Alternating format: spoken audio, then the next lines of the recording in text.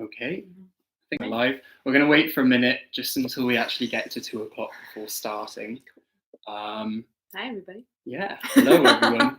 If anyone is already watching, our internet's been a little bit funny for the last couple of days. It should be all right now, but if it gets really rubbish, then it would be amazing if someone could comment. Yeah, and everyone feel free, obviously, to ask questions. And yeah, also, I guess because a lot of us are stuck indoors for a lot of the time, yeah, take a nice moment out of your day to appreciate nature, obviously, whilst keeping a distance from people.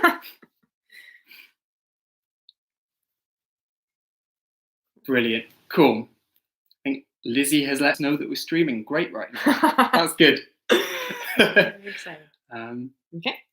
Okay, well, we'll wait 20 more seconds, I think. Yeah. Aw, hello. Aw. Bouncy face. We're not totally used to this live chat stuff, but we really want to keep looking at the questions throughout our little chat and try and answer them as we're going. So we'll try the best to do that. Okay, right. I think we're going to start. So thank you everyone for joining in, listening, watching.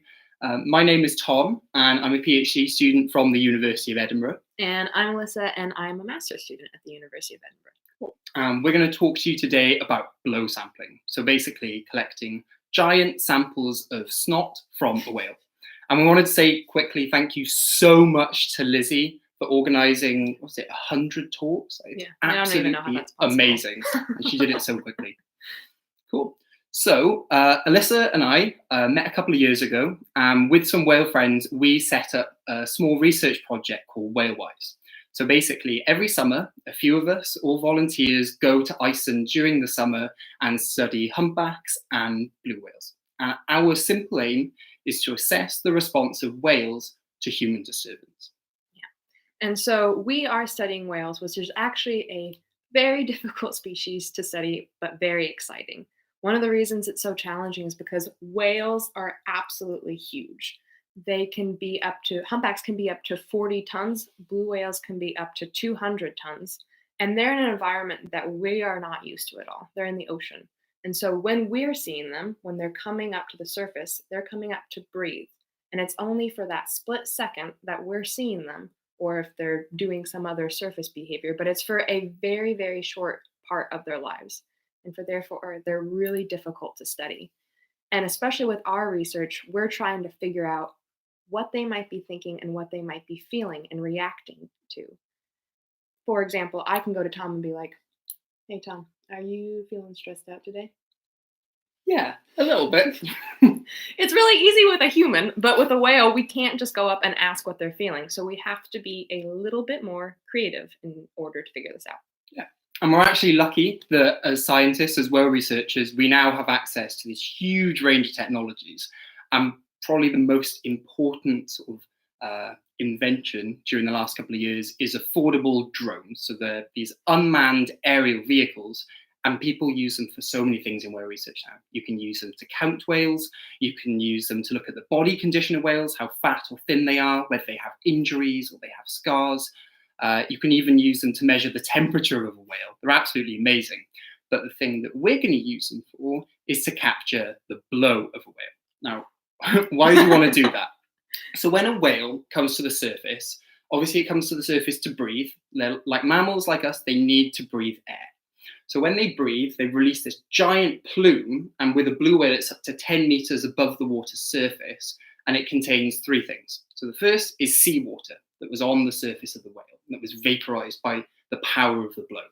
The second thing is water from the atmosphere that condenses. So it's similar to humans in cold weather. When you breathe, you can see your breath, and that's because the air is condensing. And the third thing is the liquid, the fluids from your lungs, from your airway surface, and that actually contains loads of molecules. And one of those molecules from inside your body is cortisol, amongst other things. So cortisol is a hormone, so it's a small molecule that can change the state of your body. It can change how your body works, and it's known as a stress-related hormone. It's found in all mammals, well, nearly all mammals. So if you or I or a whale feels stressed, your cortisol is initially low. Well, need to make sure you can see that. Your cortisol is initially low, but after the stressful event, it increases quite dramatically and then starts to decrease.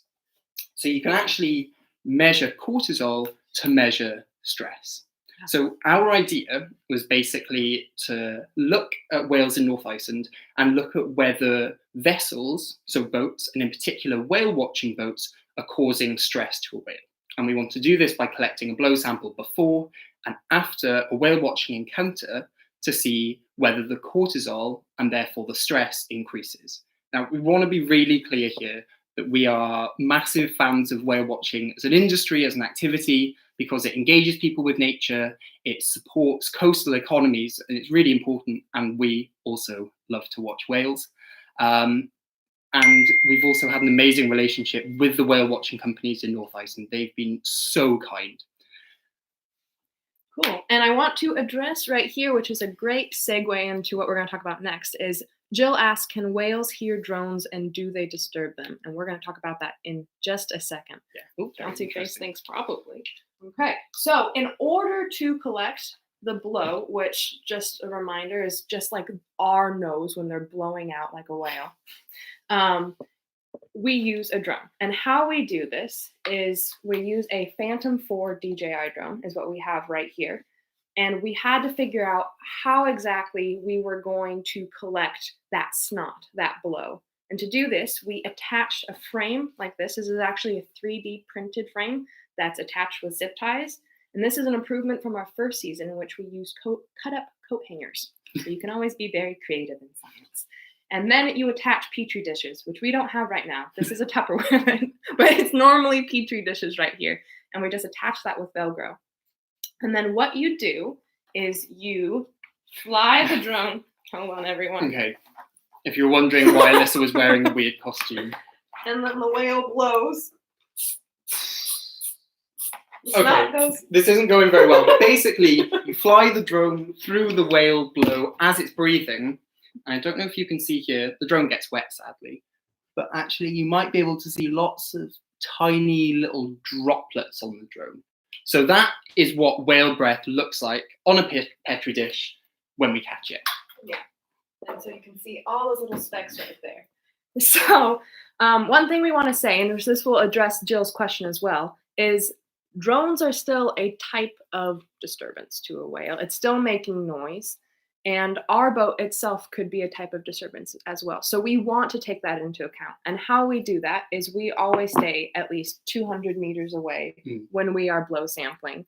And when we fly the drone over a whale, we try to be in and out as quick as possible. And we approach from behind the whale. We don't go towards the head of the whale when we're doing that, because that's found to be even less disturbing.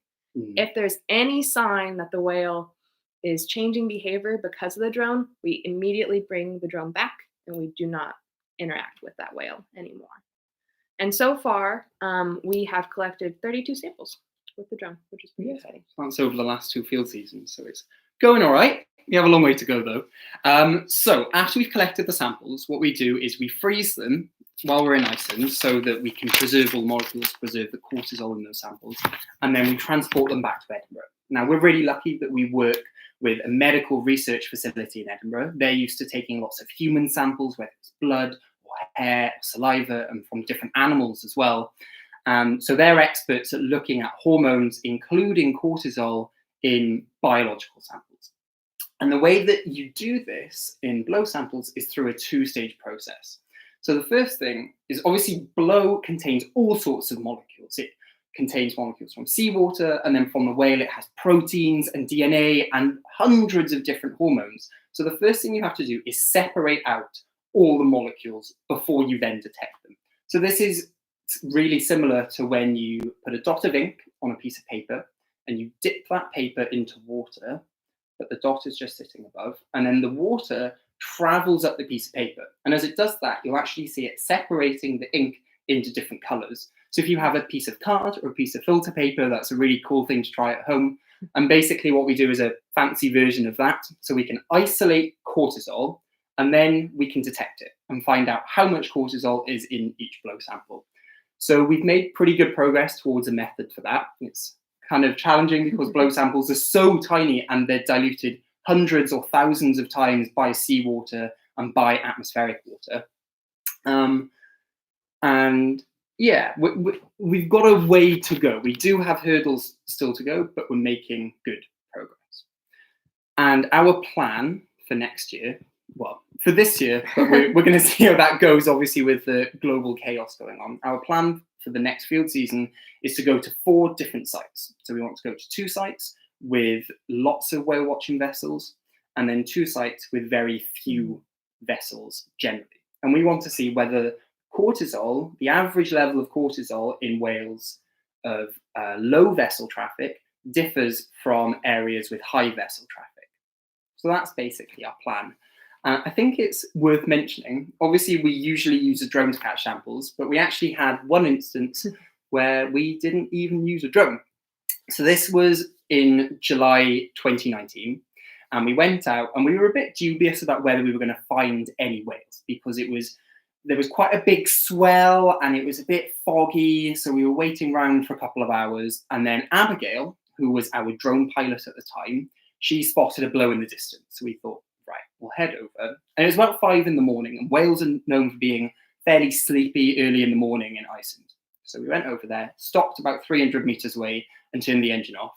And for the first time that we've had in Iceland, this whale was very curious about us. So the whale swam up to us and started blowing bubbles underneath the boat and circling around the boat. And we could have reached out and touched it, to be honest. The whale was called Decent. It was named that a couple of weeks ago because it has a really nice fluke pattern on the underside of its tail. So that's how we knew which whale it was, because you look at the individual pattern on the underside of its tail, and it's just like looking at a human face. It's totally unique. So yeah, this whale was very curious for about 40 minutes. And about halfway through, this whale was blowing right next to the boat, and our faces were getting soaked, and we were like, oh, God, it's disgusting. And then we realized, actually, we don't need to put the drone up in the air. We can just catch a blow sample over the side of the boat. So I got on my gloves and my mask, my sterile equipment, so I didn't contaminate the blow sample. Got a couple of Petri dishes out, and then just simply held it over the side of the boat. Decent came along, soaked the Petri dishes, and that was one of our best blow samples so far. So yeah, that was really exciting. Yeah, that was really exciting. And obviously, sort of telling these stories, it's easy for us to realize that we're very privileged. We get to spend every summer in Iceland with whales, and that's absolutely fantastic. But the reason that we're doing this research specifically is not just because it's interesting, but it has conservation benefit. So if we can get solid results, reliable results from this research, we can hopefully guide management plans. So for example, how boats drive around a whale, how many boats you have in an area. If we can guide management plans, we can hopefully encourage more respectful and more sustainable use of our ocean ecosystems for human purposes, so that we don't disturb marine life too much. Exactly. Yeah. Which is great. We have some questions. Emily asked, what sites will you go to? So the sites that we are planning to go to this coming season, again, it might change given all the circumstances that are happening globally, is a place in northeast Iceland called Langanes, and then on the other side of Iceland called Humlavík. And the reason that we're going to those places, as Tom described, is because there's a lot less vessel traffic there. And so we are trying to find sites where whale watching wasn't even happening in the first place, so that we can kind of compare and contrast blow sample results. And there's another question, is can you collect samples from lots of different species? It's a very cool question.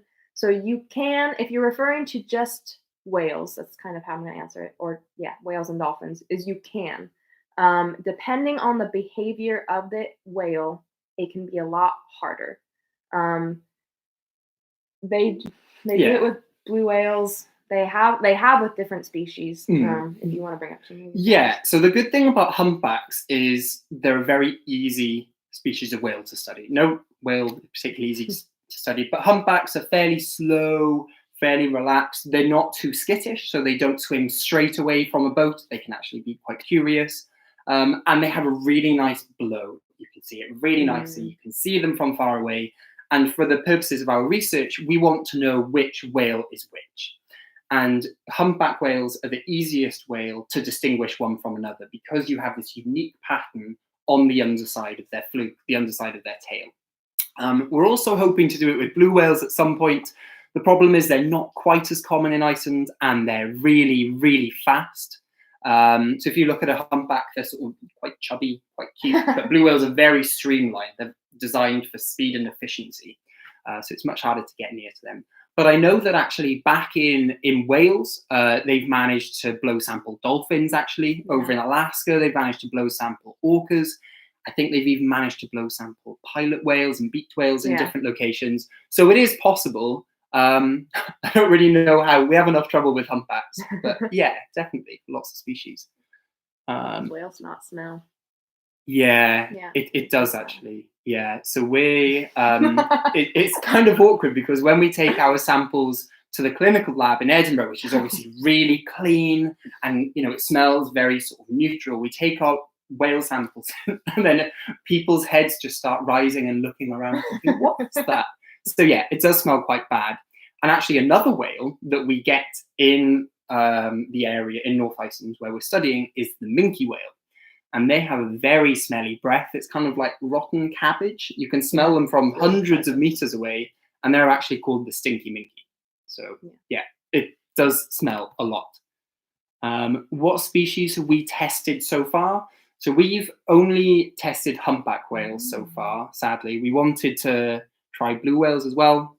Maybe in 2020, we'll see how we do. But yeah, just humpback so far. And then Lizzie was asking if you could collect blow samples from deeper diving species like beaked whales. So yeah, we've heard that it's possible and been done, but we would think it'd be so difficult. So for those who don't know, beaked whale behavior, there's lots of different species of beaked whale, but they're known for diving really deep down for really long periods of time. And so it's really hard to predict where they might be popping back up.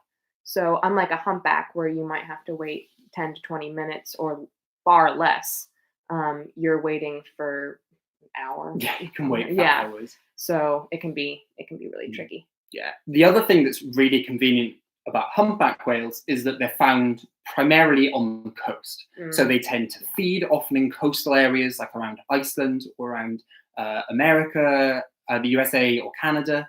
And then in their breeding grounds, again, they're found around coastal shallow areas.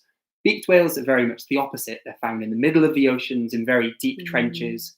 But I guess that makes it more important in some ways because we know hardly anything about beaked whales. So for example, 2 years ago, there was the largest ever mass death of beaked whales, and it was around the British Isles. And it's very difficult to conclude what caused that death. And I think you need a lot of different methods to make conclusions about that. Blow sampling could help. Yes. Yeah. Do they ever jump out of the water? Yes. They do. Yeah, that's definitely one of the best bits of seeing a whale. And humpbacks are really, really great about doing that. They're very active, very. Yeah. We like to make this joke that other whales kind of just look at humpbacks and like, oh, what are they doing? Because they're just leaping out of the water and slapping their pec fins, and then you have a blue whale coming in and just going straight past you, not really paying any attention. Yeah, we were quite worried a few times because obviously you have to get very low to get a blow sample from a whale. So your drone is about 2 meters above the whale. And even the pectoral fin of a humpback whale, so the fin that's on its side, it looks like an arm or a wing, is about 6 meters long. So if it decided to raise a pectoral fin or raise its fluke or jump out of the water, well, you could say goodbye to your drone and that could actually cause injury to the whale. But it is something that's worrying.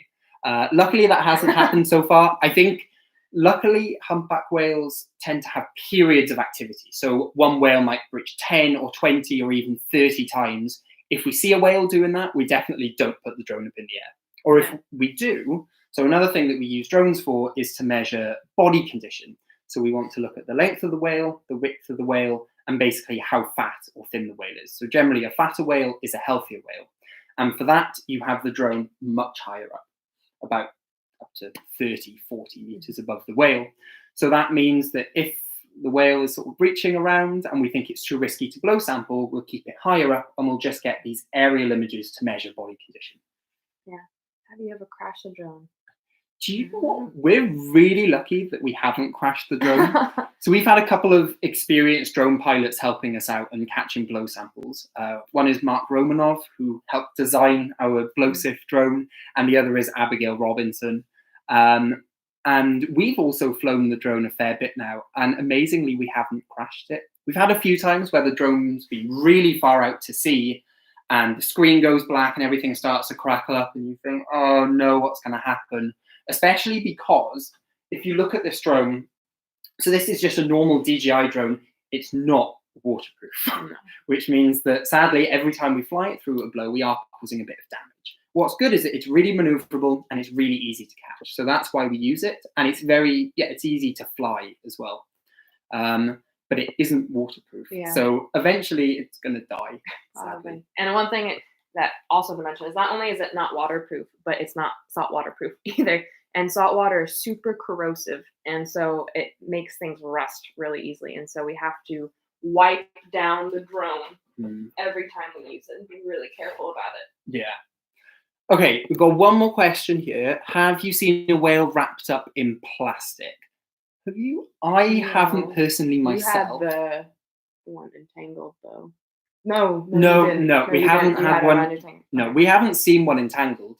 But what's really interesting is that, like in other areas across the northern hemisphere, humpback whales in Iceland have loads of entanglement scars, so suggesting they've been wrapped up in some sort of marine debris, which is usually fishing net, which itself is made up of plastic.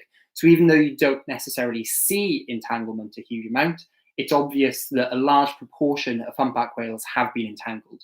There's been some really good research going on by the University of Iceland, a PhD student called Charla Basran, and she's calculated that a large proportion of the whales there have been entangled during their life.